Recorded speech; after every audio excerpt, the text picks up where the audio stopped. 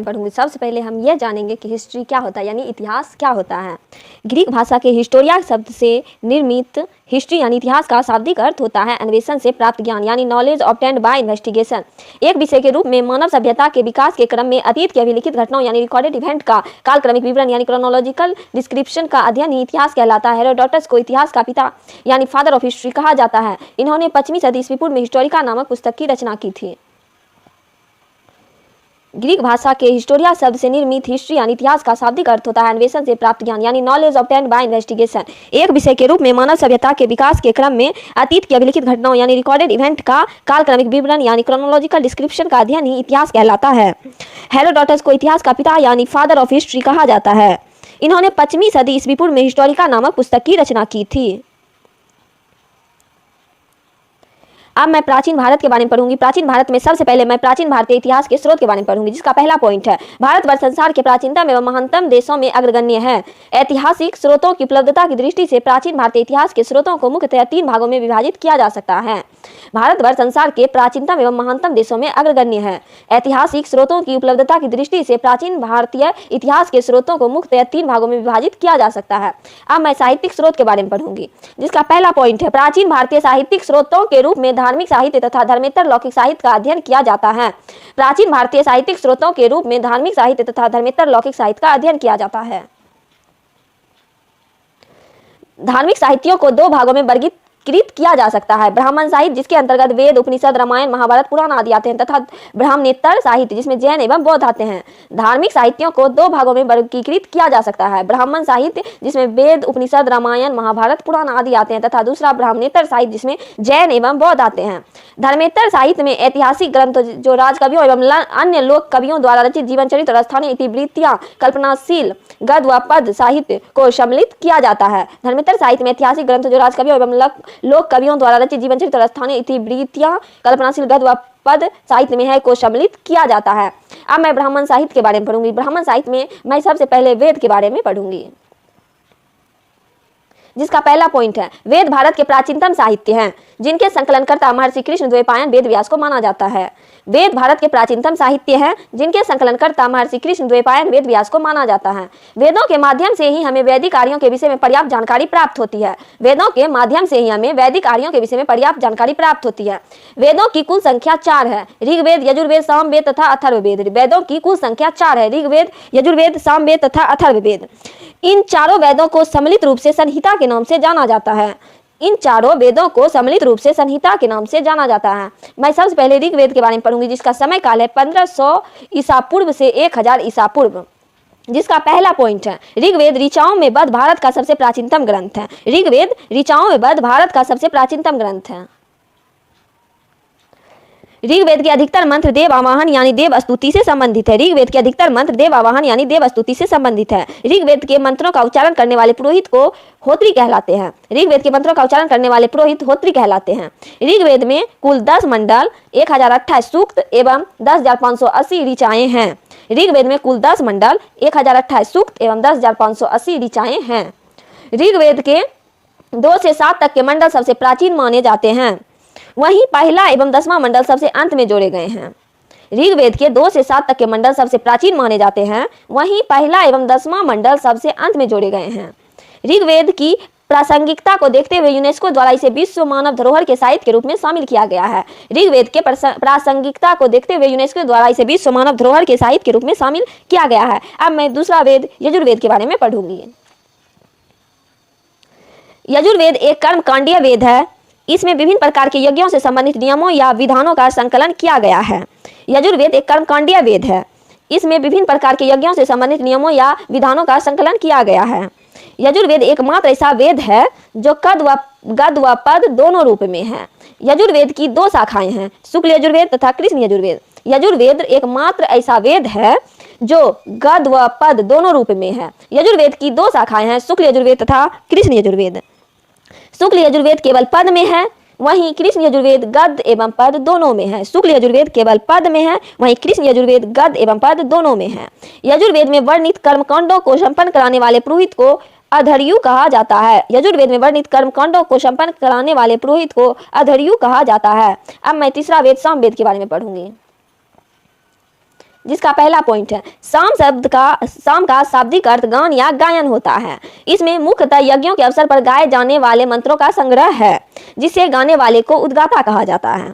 सार का शाब्दिक अर्थ गान या गायन होता है। इसमें मुख्यतः यज्ञों के अवसर पर गाए जाने वाले मंत्रों का संग्रह है, जिसे गाने वाले को उद्गाता कहा जाता है। इसमें मुख्यतः सूर्य स्तुति के मंत्र हैं। सप्त स्वरों सा रे गा मा पा धा नी की उत्पत्ति सामवेद से ही हुई है, अतः सामवेद को भारतीय संगीत का जनक कहा जाता है। सप्त स्वरों सा रे गा मा पा धा नी की उत्पत्ति सामवेद से ही हुई है, अतः सामवेद को भारतीय संगीत का जनक कहा जाता है। सामवेद के अधिकांश मंत्र ऋग्वेद से लिए गए हैं। इसके अपने मंत्रों की संख्या सिर्फ 75 है।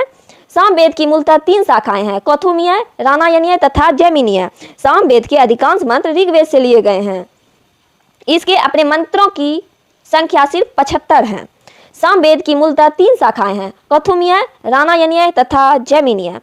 अब मैं चौथा वेद अथर्ववेद के बारे में पढ़ूंगी, जिसका पहला पॉइंट है यह अंतिम वेद है, जिसकी रचना अथर्व तथा अंगिरस ऋषि द्वारा की गई थी।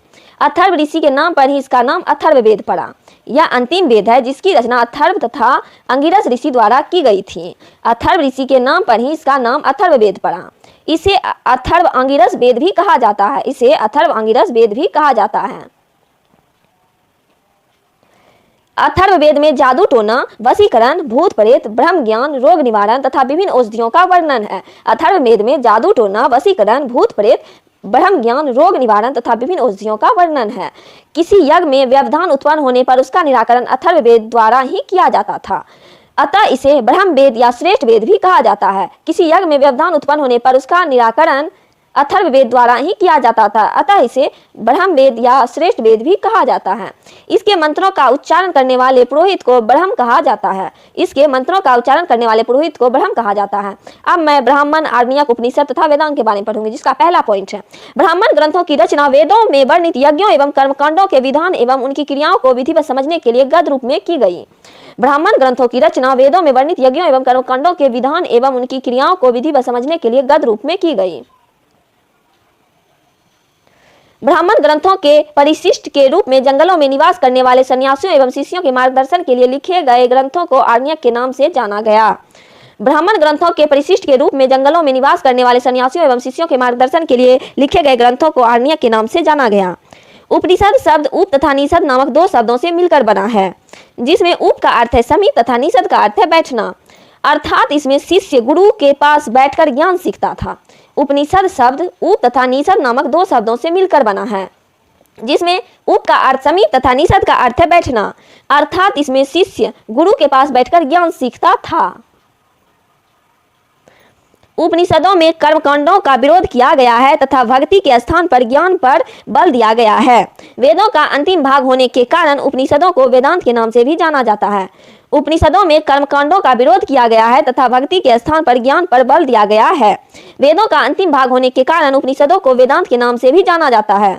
वेदों को भली भांति समझने के लिए 6 वेदांगों जो है शिक्षा, ज्योतिष, कल्प, व्याकरण, निरुक्त तथा छंद की रचना की गई है। वेदों को भली भांति समझने के लिए 6 वेदांगों शिक्षा, ज्योतिष, कल्प, व्याकरण, निरुक्त तथा छंद की रचना की गई है। अब मैं महाकाव्य के बारे में पढ़ूंगी, जिसका पहला पॉइंट है महाभारत तथा रामायण 2 महत्वपूर्ण महाकाव्य हैं। इन दोनों को आर्ष महाकाव्य के नाम से भी जाना जाता है। महाभारत तथा रामायण 2 महत्वपूर्ण महाकाव्य हैं। इन दोनों को आर्ष महाकाव्य के नाम से भी जाना जाता है। रामायण के रचयिता महर्षि वाल्मीकि थे। इसका अंतिम संकलन 400 ईस्वी के आसपास हुआ। इसे भारत का आदि महाकाव्य माना जाता है। रामायण के रचयिता महर्षि वाल्मीकि थे। इसका अंतिम संकलन 400 ईस्वी के आसपास हुआ। इसे भारत का आदि महाकाव्य माना जाता है। चोल शासक कुलोत्तुंग तृतीय के दरबारी कवि कंबन द्वारा रामायण का तमिल भाषा में अनुवाद किया गया था। चोल शासक कुलोत्तुंग तृतीय के दरबारी कवि कंबन द्वारा रामायण का तमिल भाषा में अनुवाद किया गया था। महाभारत का संकलन करता वेद व्यास को माना जाता है। प्रारंभ में इसमें केवल 8800 श्लोक थे। तब इसे जय संहिता भी कहा जाता था, जिसका अर्थ होता है विजय संबंधी संग्रह। महाभारत का संकलन करता वेद व्यास को माना जाता है। प्रारंभ में इसमें केवल 8800 श्लोक थे। तब इसे जय संहिता भी कहा जाता था, जिसका अर्थ होता है विजय संबंधी संग्रह। महाभारत विश्व का सबसे बड़ा महाकाव्य है। वर्तमान समय में इसमें 1 लाख श्लोक हैं। इसलिए इसे सप्तसाहस्री संहिता भी कहा जाता है।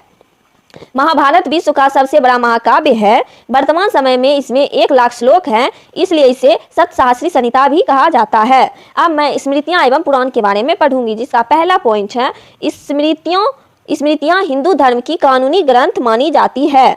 विष्णु स्मृति को छोड़कर शेष सभी स्मृतियां पद में लिखी गई है। स्मृतियां हिंदू धर्म की कानूनी ग्रंथ मानी जाती है। विष्णु स्मृति को छोड़कर शेष सभी स्मृतियां पद में लिखी गई है।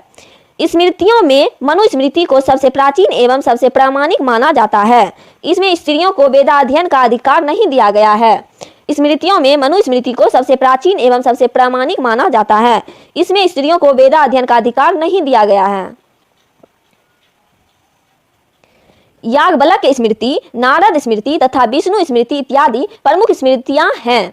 देवल स्मृति एक पूर्व मध्यकालीन स्मृति ग्रंथ है, जिसमें उन हिंदुओं को पुनः हिंदू धर्म में शामिल करने का विधान प्राप्त होता है जिन्होंने मुस्लिम धर्म अपना लिया था।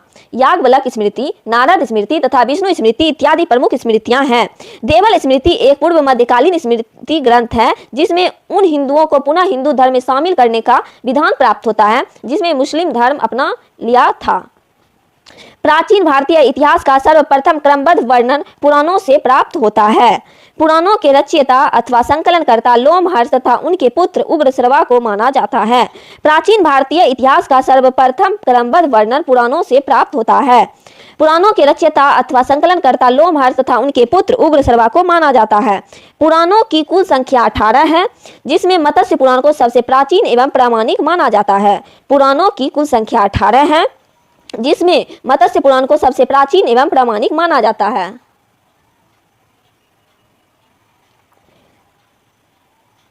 वेद, ब्राह्मण, सूक्त, उपनिषद, आरण्यक, अध्येता, उपवेद या प्रवर्तक।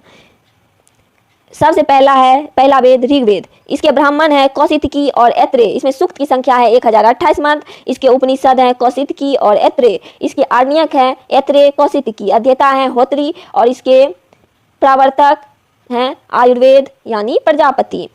ऋग्वेद के ब्राह्मण कौशितकी और ऐत्रेय हैं। इसमें सूक्त की संख्या 1028 है। इसके उपनिषद कौशितकी और ऐत्रेय हैं। आरण्यक इसके ऐत्रेय और कौशितकी है। अध्येता होत्री हैं। प्रवर्तक आयुर्वेद यानी प्रजापति हैं। दूसरा है यजुर्वेद। इसके ब्राह्मण है तैत्तिरीय, शतपथ। इसमें सूक्त नहीं होते हैं। उपनिषद है तैत्तिरीय, कठ, श्वेताश्वर, ईश, बृहदारण्यक, मैत्रेयनी। इसके आरण्यक है तैत्तिरीय, बृहदारण्यक, शतपथ। इसके अध्येता है अध्वर्यु।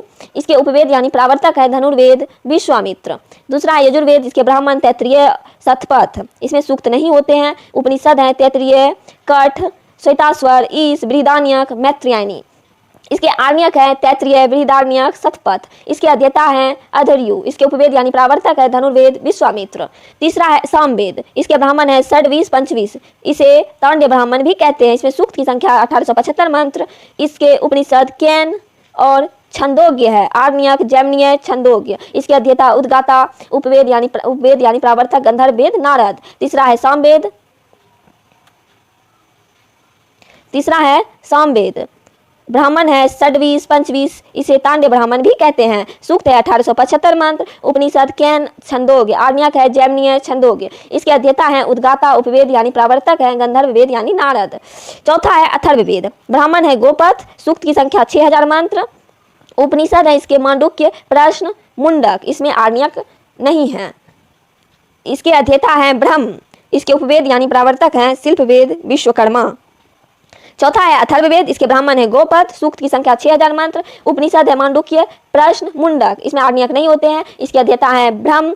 उपवेद यानी प्रवर्तक है शिल्पवेद, विश्वकर्मा। अब मैं ब्राह्मणेतर साहित्य के बारे में पढ़ूंगी।